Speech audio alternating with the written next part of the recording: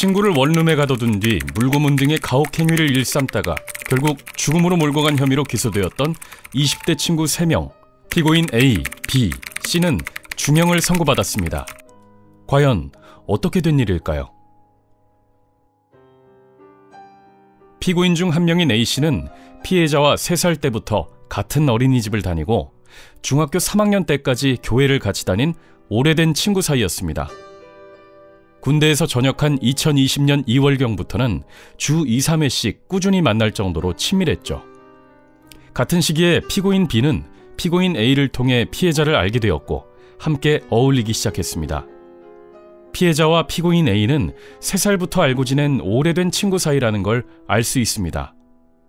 이들은 2021년 7월부터 경북 칠곡군에 있는 이번 사건의 발생지인 원룸에 보증금 200만 원, 월세 30만 원을 지불하고 함께 지내기로 했는데요. 피고인 A가 원룸 보증금을 부담하고 월세는 피해자가 지급하는 조건으로 이들의 비극적인 공동생활이 시작되었습니다. 마지막으로 2017년경부터 피해자를 알게 된 피고인 C는 2021년 9월부터 피고인 B의 권유로 이 원룸에서 같이 살게 되었습니다. 정리하자면 A와 피해자가 오래된 친구이고 A 지인인 B가 추가됐고 B의 지인인 C도 추가되어 총 4명이 좁은 원룸에 살아간 겁니다. 피해자가 도망갈 곳도 혼자 일상을 보낼 곳도 없는 그 좁은 곳에서요. 피고인 B는 피해자와 공동생활 직후부터 달라지기 시작했습니다.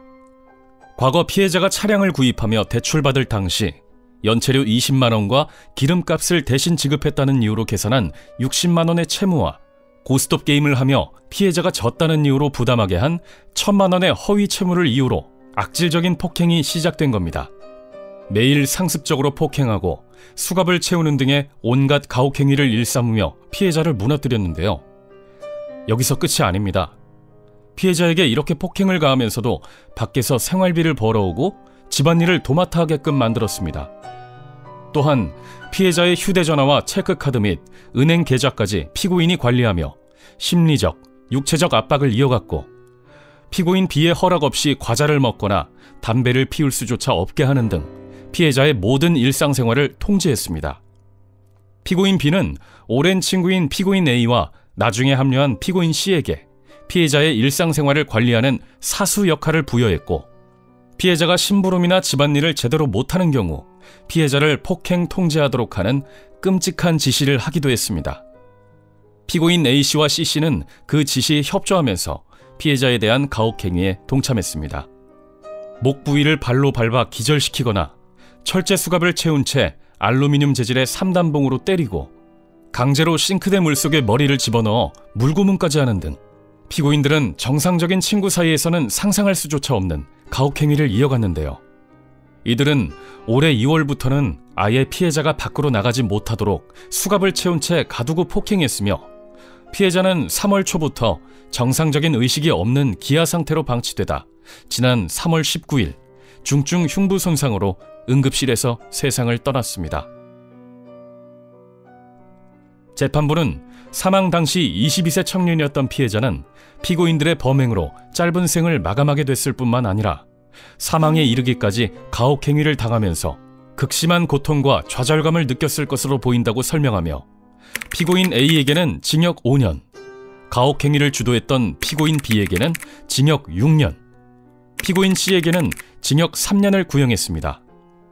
피고인 A가 피고인 C와 비교했을 때 형량이 높은 이유는 다른 피고인들을 탓하며 자신의 잘못이 크지 않다고 주장하고 자신의 행동을 합리화하는 태도를 보이는 등 진정한 반성이나 참회를 하지 않아 피해자의 유족들에게 용서를 받지 못했기 때문입니다. 3세부터 친구였던 피고인 A의 행동은 재판 과정에서도 상식으로는 이해가 불가능하네요. 그럼에도 불구하고 재판부는 피고인 A와 C는 형사처벌을 받은 전력이 없는 초범이고 피고인 B씨도 음주운전 또는 무면허 운전으로 기소유예 처분을 받은 것 이외에 형사처벌 전력이 없었던 점, 피고인 B와 C가 피해자 측과 합의가 있었던 부분, 일정 기간의 수감 생활을 통해 개선, 교화의 가능성이 전혀 없다고 단정하기 어려웠던 부분을 고려하여 양형 이유를 밝히기도 했습니다. 말도 안 되는 방식으로 가족을 잃은 피해자 유족들은 형언할 수 없을 정도의 충격과 고통을 받았을 텐데요. 악랄했던 그들의 죄질에 비해 형량이 턱없이 적다고 느껴집니다. 이번 사건으로 한 청년은 22세의 꽃다운 나이로 평생 우정을 나눌 것이라 생각했던 친구에게 장기간 끈질기고 가혹한 폭행을 당하며 세상을 떠나게 되었습니다. 친구 사이에서 피해자와 가해자 사이로 바뀌어버린 이 사건. 여러분들은 어떻게 생각하시나요?